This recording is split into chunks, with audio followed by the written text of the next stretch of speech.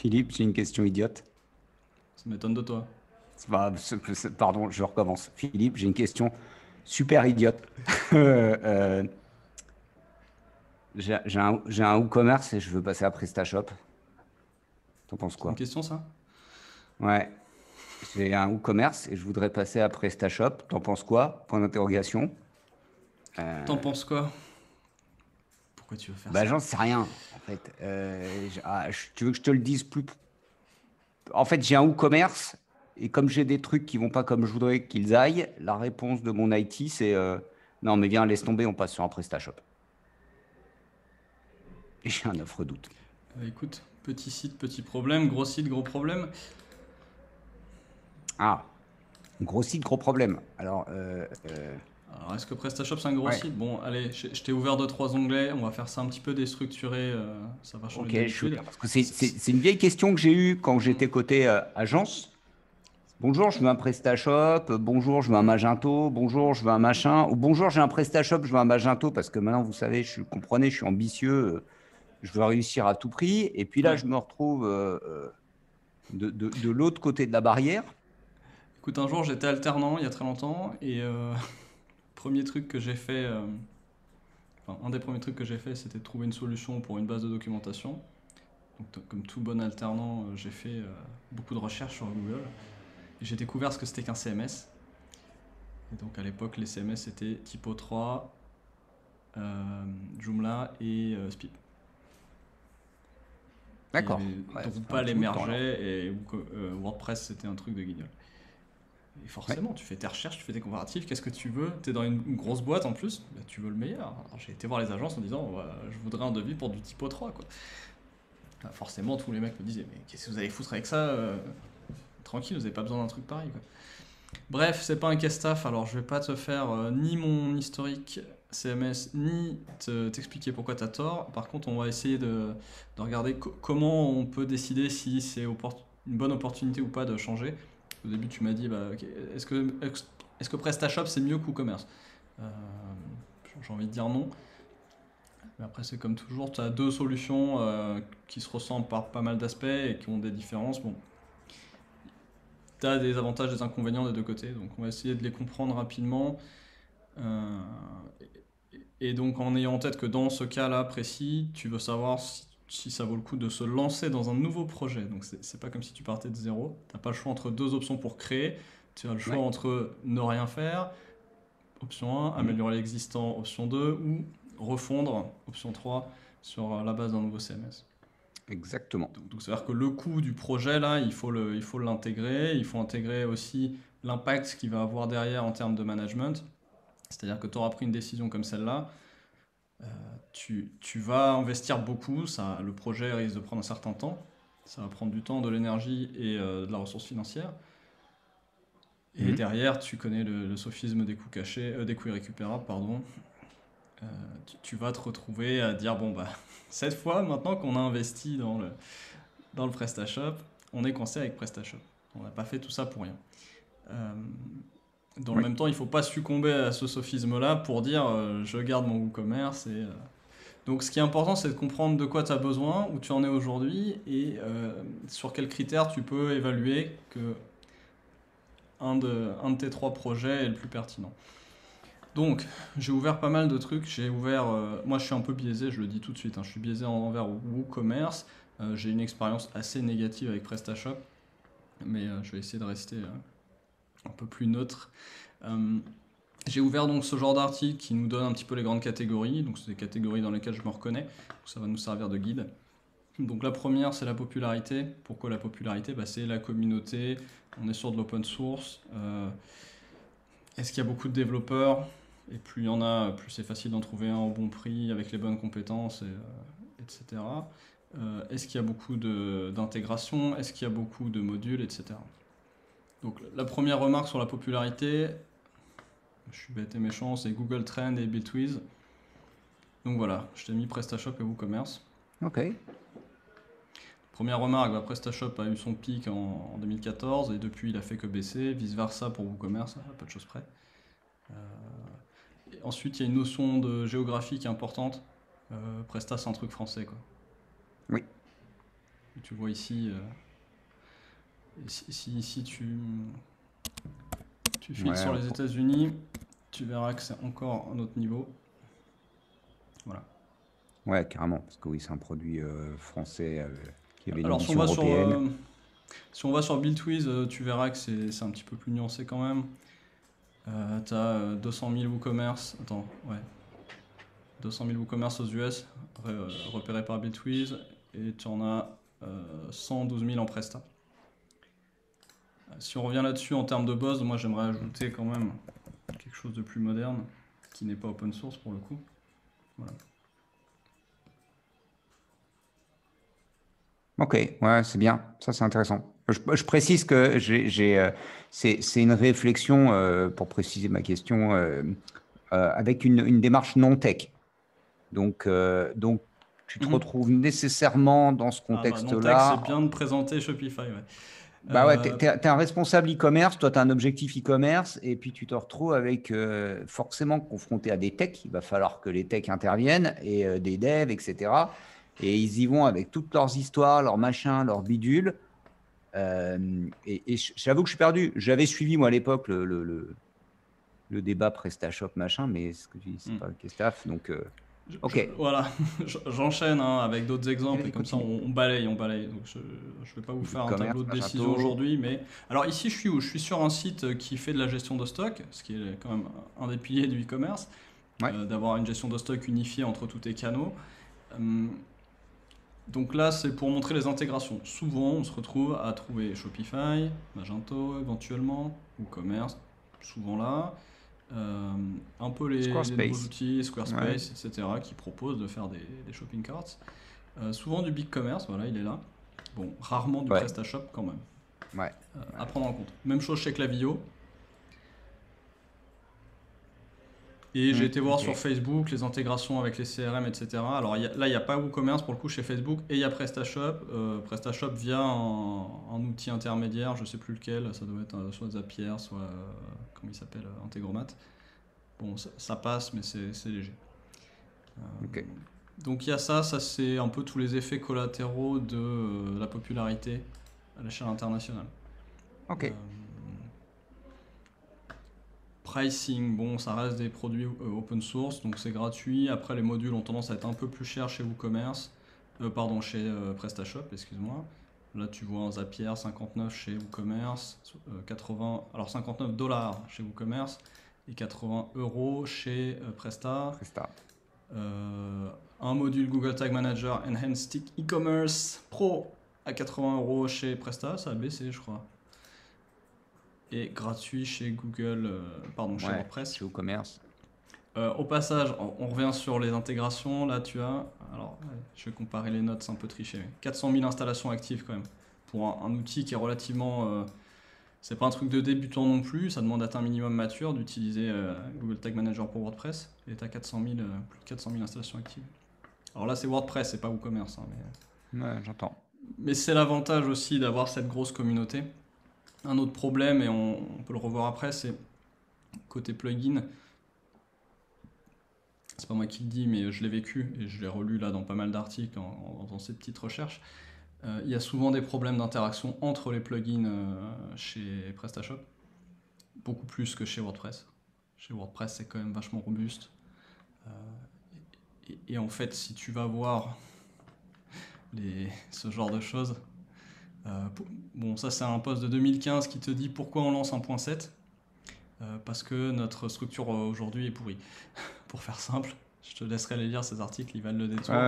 Mais je me souviens de cette époque, 2013, j'étais L'époque est partenaire pas finie. PrestaShop en 2012 et il y avait 2013-2015 et j'ai cru comprendre qu'ils avaient fait progresser le truc, mais que c'était pas encore tout à fait simple, même dans la toute dernière version. Alors, on y vient. Là-dessus, on enchaîne avec en 2019 et ce qui va suivre. Et qu'est-ce que te dit le gars? Alors, attends, j'ai perdu le truc que j'avais surligné. Ça doit être dans celui-là. Mais en gros, il te dit bon, bah, on a lancé 1.7, on l'a lancé trop tôt, on l'a lancé un peu trop d'un coup, etc. Et puis finalement, on n'en a pas fait assez, voilà, tu vois. C'était trop ambitieux. Et pourtant, trop ambitieux, ils n'ont pas fait grand-chose dans l'1.7. Donc il y a eu plein de Ouais, choses by de the way, faites, mais avec peu d'impact. j'ai une agence partenaire PrestaShop Gold, Ouais. d'accord, donc qui masterise un certain nombre de projets, etc. Et on dit, ouais, c'est quand même encore pas simple. C'est bien et tout, machin, mais c'est hard. Donc, ok. T'as cet article de octobre 2019 où le pauvre gars de PrestaShop a passé 6 mois à pondre cet article. Euh, je le plains, hein, et il s'est senti obligé d'expliquer où on en est et pourquoi ça va pas. Et en 2019, donc 3 ans, 4 ans après avoir introduit 1.7, il t'explique pourquoi ils ont lancé 1.7 et pourquoi ça va pas suffire. Et il te fait la liste de tout ce qui va pas dans Presta. Et c'est des choses que je retrouve. Moi, j'ai fait de la reco pendant longtemps sur un e-commerce qui était en Presta et ils pouvaient rien implémenter à une vitesse satisfaisante parce que ça bloquait toujours. Ils avaient des ressources internes, on leur a trouvé des ressources spécialisées et malgré tout, c'était le bordel et ça ramait. Donc dès que tu veux aller dans le custom, et on peut toujours aller dans le custom si on veut un e-commerce digne de ce nom, c'est compliqué et il y a cet article de 7000 mots, je sais pas, 3000 mots, écrit par le responsable technique qui gère la vision chez PrestaShop pour expliquer tout ce qui ne va pas dans Presta. Je t'encourage à le parcourir, c'est intéressant pour se former quelques idées là-dessus. Ok.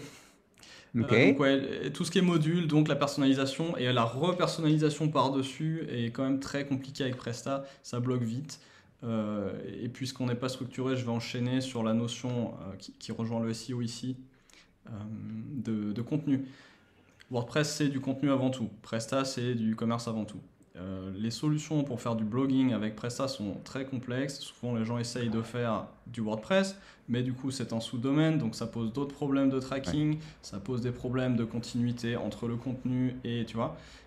Et Hmm. donc, ça a un Ouais, ouais, impact j'avais SEO. oublié ça. J'avais oublié ça. Waouh. Et si je reboucle sur les modules, on a voulu installer les modules SEO sur Presta. Franchement, ils sont pas top. Ils Attends, sont pas top. attends, ce que tu me dis, moi, t'imagines, j'étais dans une agence Gold, partenaire Gold à Marseille, Presta, en 2012. Il y avait déjà ces problèmes-là, en fait. Donc, tu me Bien dis sûr. qu'on est en 2021 et que rien n'a progressé Non, et de c'est dans les façon pain points dramatique. de cet article sur les D'accord. pain points, Ok. il t'explique Ok. qu'ils sont paralysés chez Presta parce que tout dépend de tout et qu'ils peuvent rien changer sous peine de tout péter. Et c'est D'accord. exactement l'expérience qu'on avait à l'échelle des développements internes de la boîte parce que pareil, tu pouvais rien changer sous peine de tout péter. Combien de fois on a tout pété, c'était une catastrophe. Et Ok. je pourrais dire les développeurs étaient incompétents, etc. Mais ça s'arrête pas là, loin de là. Voire ils étaient compétents et l'environnement de Presta cause des difficultés à ce niveau-là, qui sont pas insurmontables, mais pourquoi s'infliger ça, quoi, tu vois. Donc SEO, je suis pas fan des modules SEO de Presta et de leur fonctionnement, je trouve pas top. Par exemple, le module qui génère les titres, il les génère, mais il les génère en dur dans les champs. Donc en gros, le module c'est un script qui va générer tous les templates et les balancer, et donc ça risque d'écraser aussi ceux que toi t'avais refait à la main. C'est assez gênant. Je préfère ce qui se fait chez Yoast et compagnie où ils sont générés à la volée et si tu les réécris à la main, c'est ce que tu as réécrit à la main qui passe par-dessus. Je ne vais pas rentrer plus dans le détail, mais tout ça pour dire, je ne suis pas un grand fan des éléments SEO de Presta. On pourra regarder dans ce genre d'article verdict WooCommerce beat PrestaShop in the SEO aspect. Bon, il t'explique pourquoi. Même Ok. conclusion, je ne sais pas s'ils ont les mêmes critères, mais c'est la même conclusion. Ils préfèrent WooCommerce. Voilà, et l'intégration donc Security. avec le blog. Ouais. Security, moi je Ouais, m'en fiche, c'est donc ça. j'y viendrai pas. D'accord. Moi, moins. Paiement, alors paiement, expédition là, et interface gestion de stock, interface gestion financière, etc. Là, il y a potentiellement un avantage Presta qui est lié aux caractéristiques géographiques locales.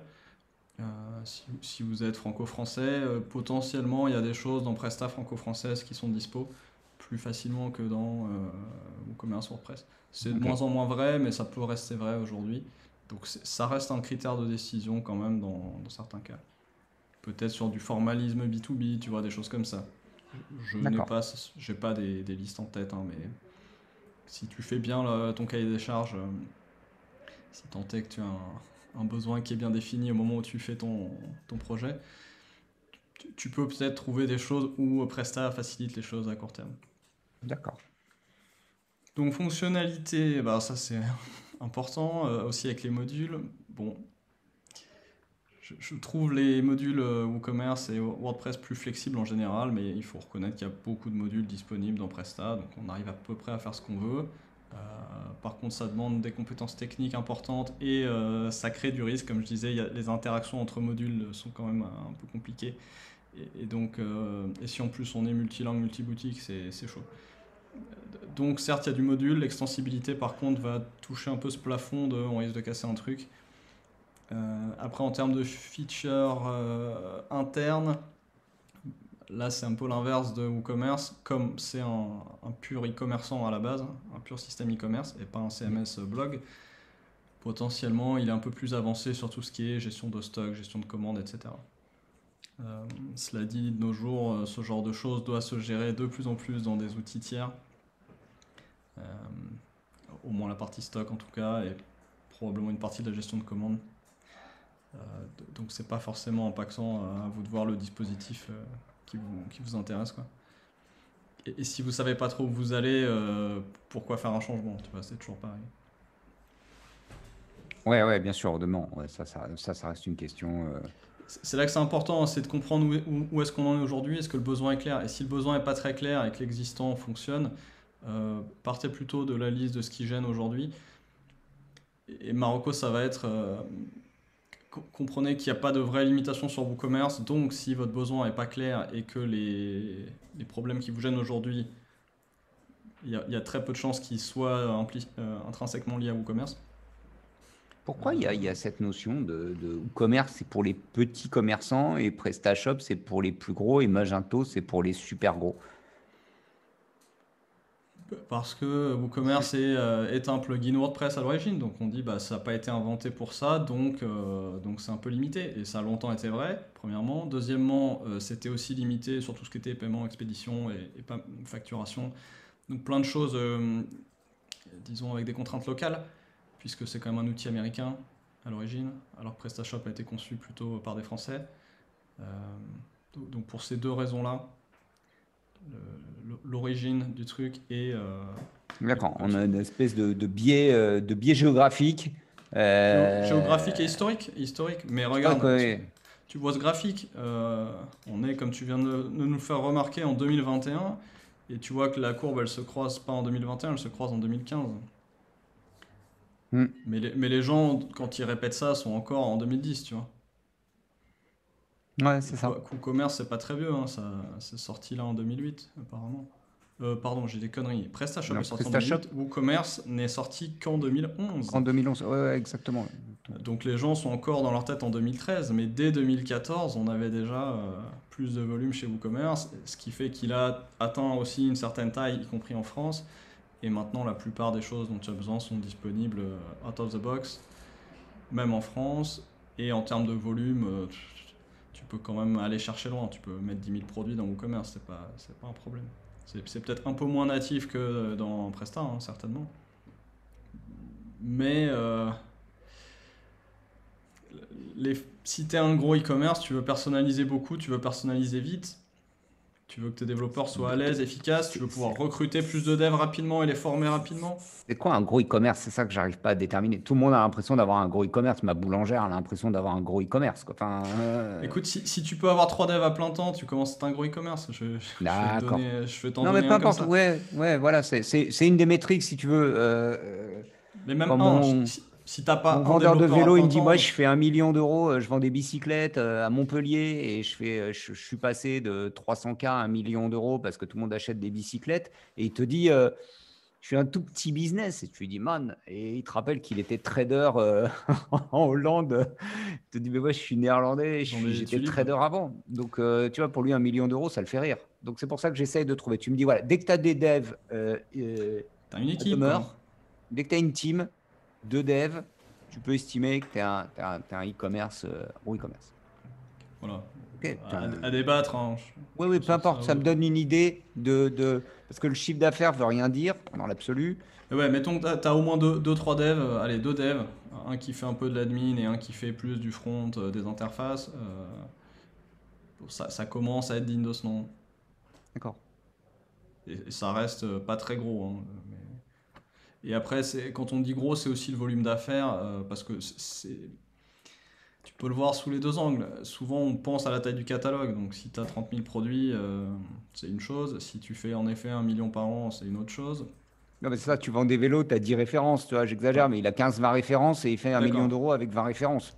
Ouais, mais il doit vendre des accessoires et là, t'as vite plein de petites pièces. Ouais, tu as des bricoles, tu as des trucs. Mais tu vois ce que je veux dire, c'est que c'est pour ça que j'aime pas prendre le chiffre d'affaires. Je trouve que c'est bizarre. Le nombre de références, je me dis ça, c'est déjà un C'est les deux. indicateur. Ouais, les trois ont un impact parce que tu as le nombre de commandes plus que le chiffre d'affaires finalement. Donc le nombre de Ouais, voilà, commandes, merci. Ouais, le ça nombre de commandes, c'est vraiment c'est quelque chose juste. qui est du flux et qui va se traiter dans l'outil de gestion de commandes, l'outil Ouais, de traitement des commandes de fulfillment. Donc ça c'est important. Ensuite tu as le stock, beaucoup d'items en stock et beaucoup de références. Ça c'est aussi quelque chose qui va se gérer dans l'outil et donc tu vas gérer des gros volumes. Et enfin, tu as la quantité de travail d'amélioration du produit, mais du produit en tant qu'interface, donc du e-commerce lui-même. Et ça va être combien tu as de développeurs en gros et combien tu fais de modifs tous les mois. Donc ok. ça, c'est trois différents process que tu as dans ta boîte qui vont être gérés dans cet outil et pour lequel l'outil va être plus ou moins adapté. Tu vois? Et Bon, les je te trois sont propose qu'on mâchouille importants. ça parce que je vois le temps qui tourne et on s'est dit que c'est des Ouais, questions les de QI, 15 c'est court. minutes et on est déjà en 30 minutes. Aïe. Bon, je veux bien que tu me mettes les liens dans ta vidéo que tu nous as présenté et je reviendrai sur ce sujet hein, d'une façon ou d'une autre parce que je capte que Hmm. c'est un vrai sujet. Je t'en cale un dernier pour faire polémique, pour plusieurs raisons. WooCommerce, pardon, PrestaShop est un peu vieux. C'est aussi très centré sur la France, l'Espagne, etc. Des pays où la culture visuelle est en berne depuis un siècle. Enfin, un peu moins. Ouais, si, presque. Bientôt un siècle. Depuis que Lautrec est mort, peut-être. Allez, depuis les années 30. Et voilà, on se retrouve avec des icônes des années 2000 comme ça, dans tous les sens. L'esthétique Presta est dégueulasse. WooCommerce, c'est un peu à cheval, mais ils font des efforts. Et c'est plus américain. Et clairement, le succès de Shopify vient aussi de là. Un, c'est plus facile à mettre en route, mais deux, ils ont été conçus dans les années 2010. En tout cas, c'est l'impression que ça donne visuellement. Et on se retrouve pas avec des icônes de l'an 2000 dans tous les J'aurais une sens. autre question idiote j'en ai une autre mais on verra ça plus tard. Mais j'en ai une autre aussi. Je ne comprends toujours pas. C'est une vraie question idiote, mais pourquoi on ne veut pas donner d'argent à Shopify? C'est ouais, mais ils te prennent un pourcentage sur ton business. Et Ouais. ça, c'est un sujet qui m'intrigue en fait. Ouais, Pourquoi tu pourquoi veux on? Mais pas. qui ça Mais on? Alors je te rallume le truc ici, hein, mais où je te sors le Bill Twist qui est là. Euh, voilà, Shopify. ouais, ouais, non, mais on est S'il y a d'accord. plein de gens qui donnent de l'argent à Shopify, t'inquiète pas. Ouais, ouais. Il y en a qui préfèrent donner de l'argent aux développeurs, il y en a qui préfèrent donner de l'argent aux agences. Moi je préfère qu'on donne de l'argent aux agences plutôt qu'à Shopify. J'ai rien contre. J'ai pas d'action Shopify, j'ai des actions Popichico. Allez, je file. Pour la Bon, prochaine fois, à plus. pour la prochaine fois, merci beaucoup Philippe. À plus.